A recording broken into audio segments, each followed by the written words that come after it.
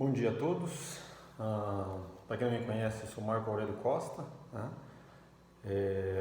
Fiquei lisonjeado por ser convidado para ministrar uma aula sobre os heróis da fé.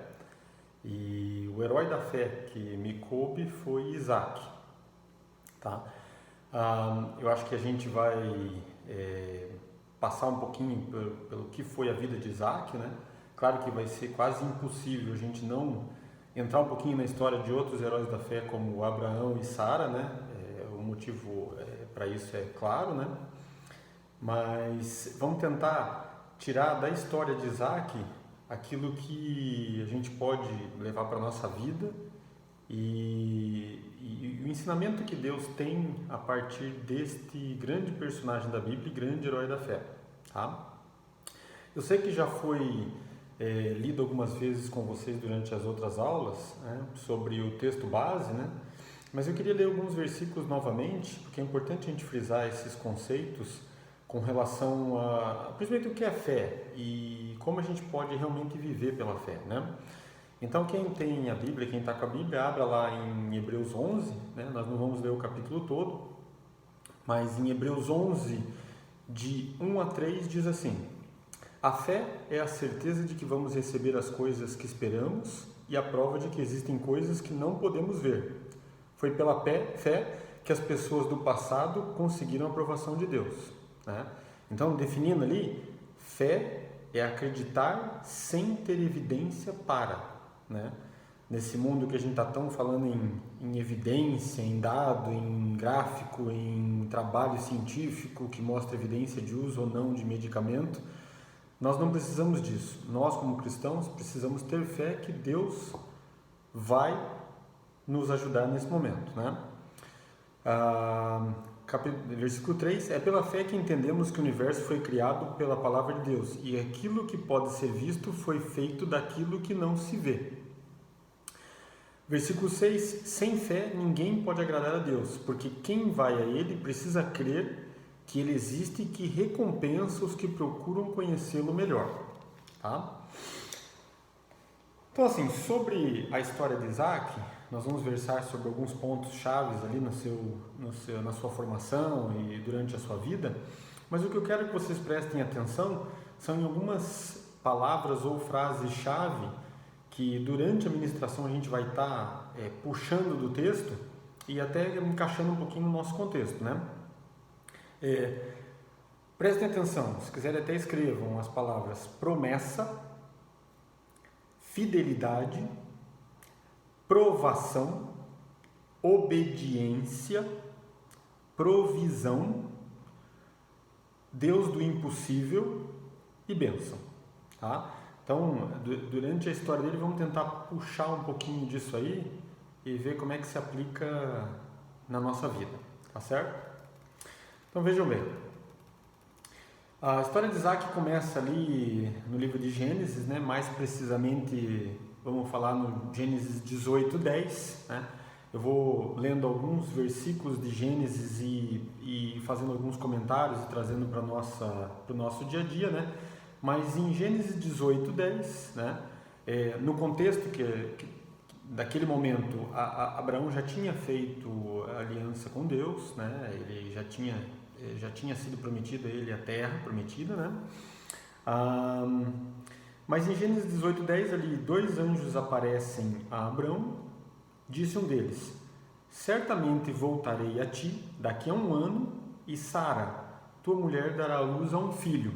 Então aqui é a primeira menção que a gente tem na Bíblia com relação a Isaac, né?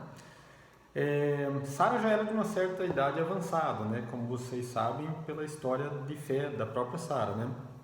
E no versículo 12, a própria Sara fez um pouco de graça sobre isso, né?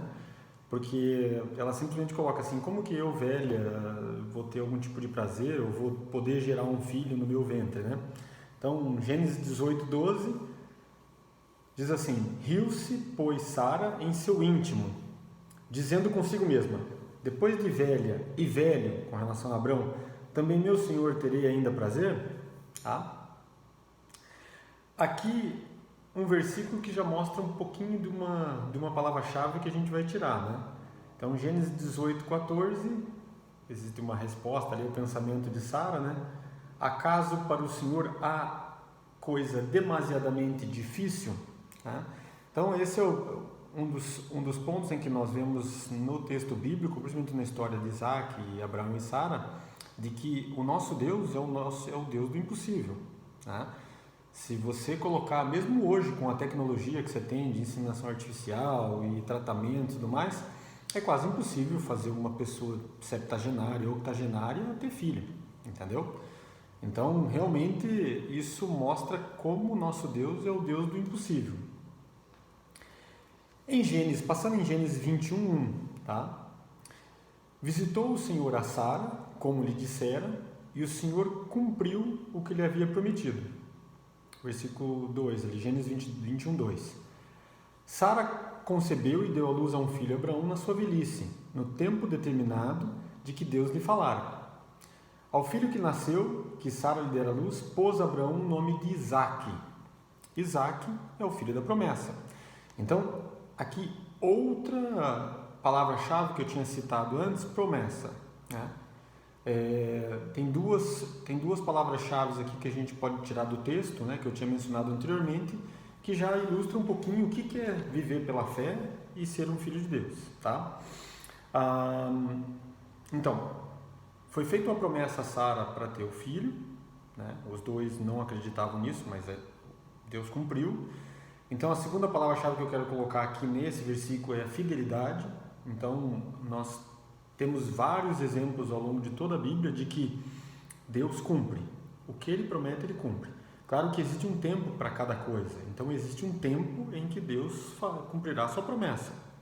Mas Ele é um Deus de fidelidade, né? Então, 3 coisas. Promessa, filho, que foi prometido.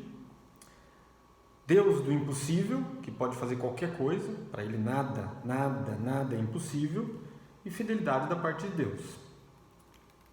Isso aqui tudo nos mostra claramente que Deus sempre cumpre o que promete. Tá? O que Ele nos prometer, acontecerá. Isso é fato. Tá? Passando para Gênesis 22, versículo 1 e 2... Depois destas coisas, pôs Deus Abraão à prova e lhe disse: Abraão. Este lhe respondeu: Eis-me aqui, Senhor. Acrescentou Deus: Toma o teu filho, teu único filho, Isaque, a quem amas, e vai-te à terra de Moriá.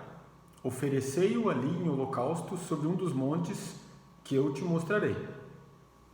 Aqui vem outra palavra-chave, né? Uma palavra que nós não gostamos muito, mas que faz parte da vida de todo ser humano, né?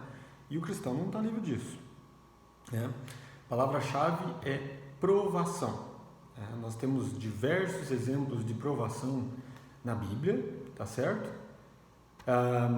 Homens que caminharam muito junto com Deus, como Abraão, Davi, Jó e muitos outros, todos eles foram submetidos a provações, né? Então é impossível que o cristão não tenha face a si ou a sua família algum tipo de provação, né? Se você não teve nenhuma grande provação na sua vida, maravilha, mas saiba que a chance disso acontecer é extremamente grande, tá? Dentre inúmeros exemplos de provação, eu acho que esse que Abraão foi submetido com relação ao seu filho pode ser caracterizado como uma das grandes provações que uma pessoa pode sofrer. Vocês conseguem imaginar a situação? A pessoa que vocês mais amam no mundo sendo requisitada por Deus, sendo que você deveria ser o canal que levaria essa pessoa para Deus, né? A aprovação, na verdade, ela tem o objetivo de realizar o plano de Deus em nossas vidas. Muitas vezes nós não sabemos o motivo, né, da aprovação, mas é a manifestação da obra de Deus. Mesmo sem entender o motivo, muitas vezes Deus, através de uma aprovação, está querendo com quê? Permitir um problema para que a gente possa ser chamado a atenção como cristão de uma área que está sendo negligenciada na nossa vida. Muitas vezes a aprovação pode ser para nos tirar da zona de conforto em que muitos de nós nos acostumamos a viver, ou até mesmo para nos requisitar e nos usar como instrumentos de salvação ou bênção na vida de alguém. Tá? Basta dizer assim que mesmo quem acha que nunca sofreu uma provação, eu digo que essa pandemia mundial aí que nós estamos vivendo é um grande exemplo de provação. Nós estamos sendo privados da nossa movimentação, nós estamos sendo privados de nos reunirmos, nós estamos sendo privados de ver aqueles que nós amamos muito, como os nossos pais, nossos tios, nossos avós, né?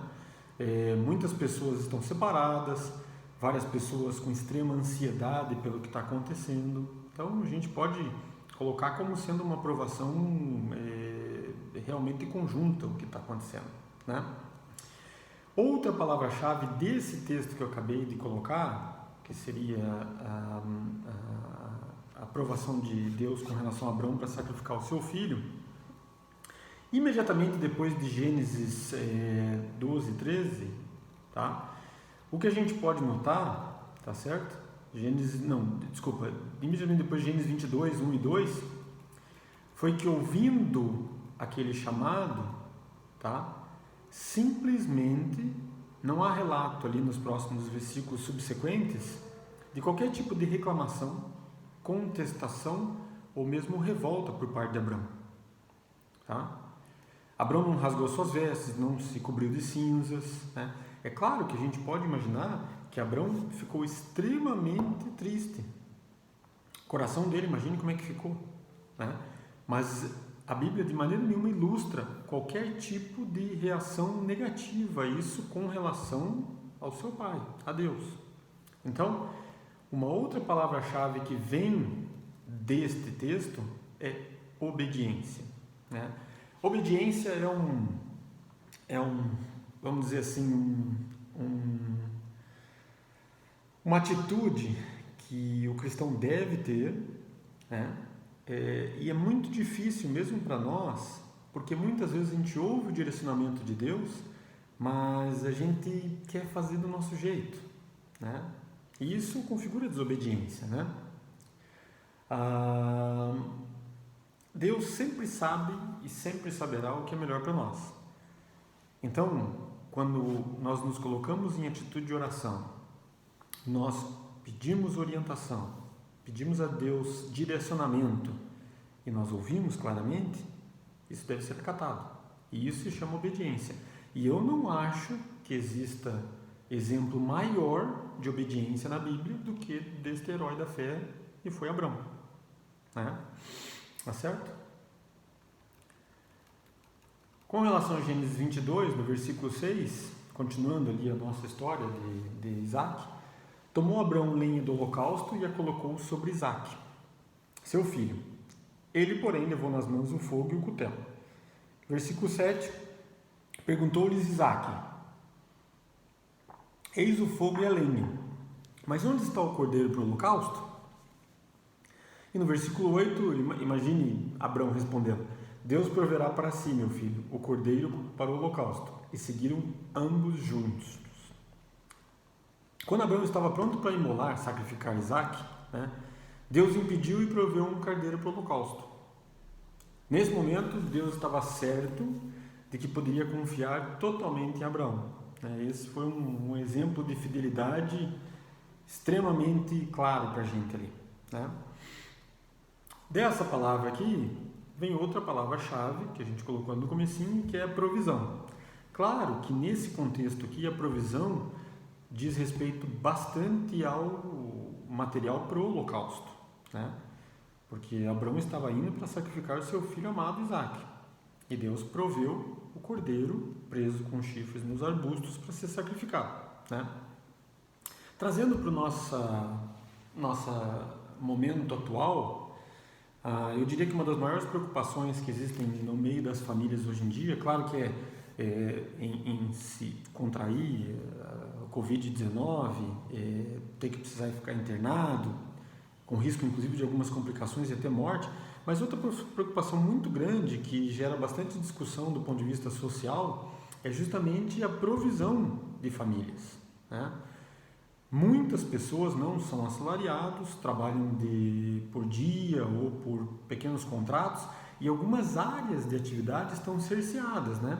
as áreas que dizem respeito a reuniões, a aulas, a cultos, a shows, a indústria alimentar em si, presencial, que são os restaurantes, lanchonetes, pizzarias. Então vocês imaginem como é que isso faz num pai de família, numa mãe de família, a visão do futuro de não saber o que vai acontecer, tá? Essa palavra aqui, claro que mudando um pouquinho a utilização, mas Deus sempre proverá aquilo que é necessário para seu povo.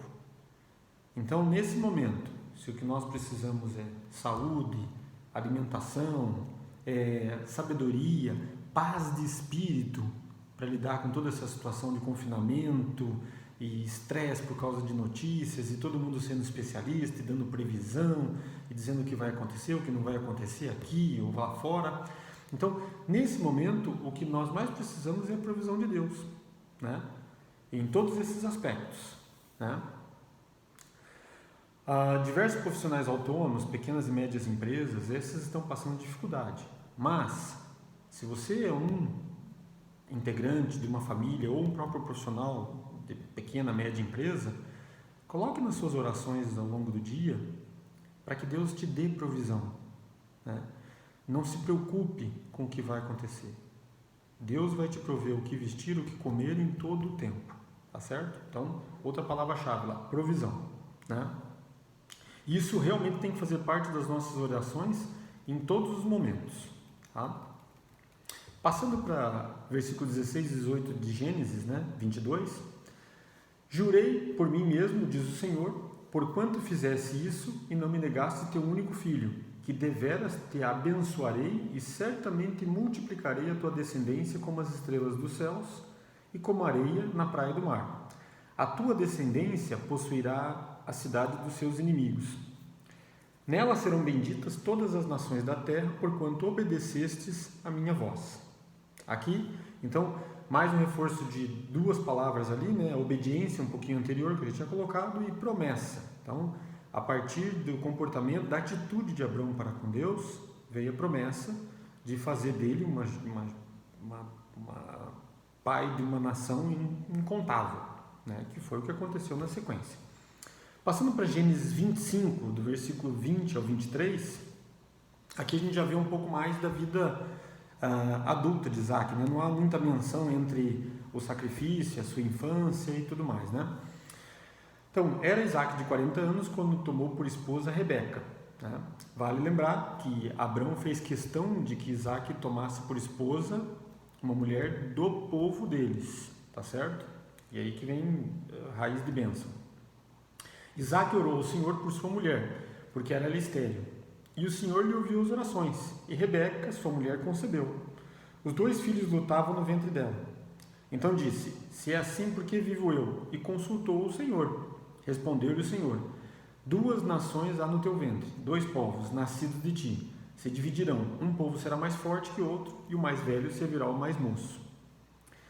Nessa sequência de texto aqui, a gente pode reforçar a ideia de Deus do impossível. Então, são 2 mulheres estéreis, entendeu? Na sequência ali do povo de Deus, que Deus fez o milagre, fez a revelação, fez a promessa de que elas teriam filhos e que esses filhos dariam continuidade à nação do Senhor. Então era a promessa do Senhor para o seu povo, né? Em Gênesis 26, de 1 a 6, já um pouquinho mais à frente na história de Isaac, tá certo? Sobrevindo fome à terra, além da primeira vida nos dias de Abraão, foi Isaque a Gerar, avistar-se com Abimeleque, rei dos filisteus. Apareceu-lhe o Senhor e disse, não desças ao Egito, fica na terra que eu te disser, habita nela, e serei contigo e te abençoarei. Porque a ti e a tua descendência darei todas essas terras e confirmarei o juramento que fiz a Abraão, teu pai. Multiplicarei a tua descendência como as estrelas do céu e lhe darei todas essas terras. Na tua descendência serão abençoadas todas as nações da terra, porque Abraão obedeceu a minha palavra e guardou os meus mandados, os meus preceitos, os meus estatutos e as minhas leis.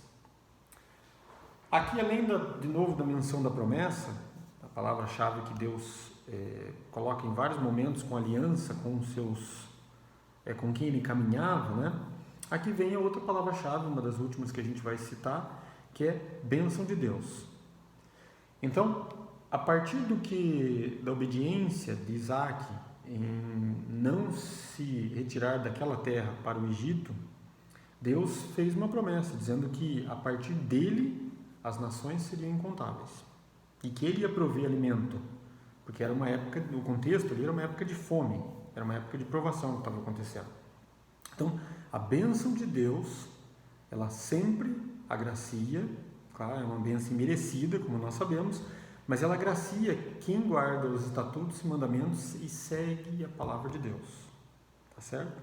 Então, isso nos dá a possibilidade de sermos abençoados. E eu não digo não só abençoado como foi Isaac na sequência, além de ser pai da nação e povo de Deus, ele se tornou um homem riquíssimo. Eu não estou falando que a bênção sempre vai ser nesse sentido, mas existe a possibilidade.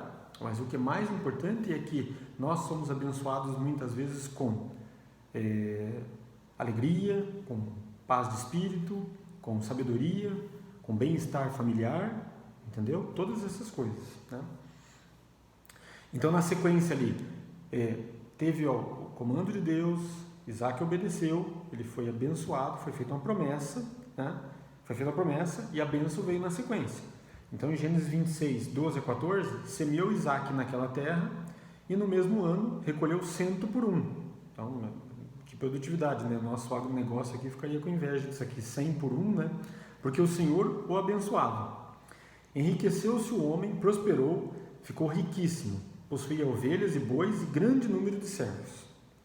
Jacó, seu filho mais novo, que roubou a primogenitura de seu irmão mais velho e que soube ser abençoado por Isaac, se tornou Israel, o pai das 12 tribos que formaram o povo de Deus. Então aqui de novo, a gente vê as palavras de promessa, para fazer de Abraão, Isaac, Jacó, depois se tornou Israel, como o povo incontável de Deus, e a promessa de abençoar todo esse povo, a partir do momento que eles seguissem os preceitos e ensinamentos de Deus. Tá? Então, assim, a partir desses textos, a gente vê que Isaac foi um homem de fé, foi um homem obediente, temeroso a Deus, né? E que foi abençoado por isso. Na história de Isaac, nós vemos características que todo cristão deve carregar consigo. Né? Eu tinha pedido para vocês anotarem, e essas são os pontos chaves em que nós devemos levar para a nossa vida. Né? Então, obediência, fidelidade, acreditar nas promessas de Deus, tá? Ter fé, pois somos filhos do Deus do impossível, lembrando que a fé é acreditar sem evidência para, tá? Isso não se explica baseado em nada, tá certo? E acreditar na provisão de Deus o tempo todo, mesmo nas adversidades e nas provações. Tá? Queria agradecer muito pela atenção, né? Eu espero que eu tenha passado sem me alongar e sem me tornar repetitivo, e gostaria de orar com vocês nesse momento, tá certo? Senhor Deus, nosso Pai, Senhor, eu te peço, Senhor, para que o Senhor nos abençoe com a bênção de fé, Senhor, que nós possamos ter em nossa vida, Senhor, aquele desejo de acreditar na Sua palavra sem precisar de comprovação para nada, Senhor. Eu te peço, Senhor, que nos dê sabedoria, Senhor, paz de espírito para passar pelas provações que surgirão ao longo da nossa vida, Senhor.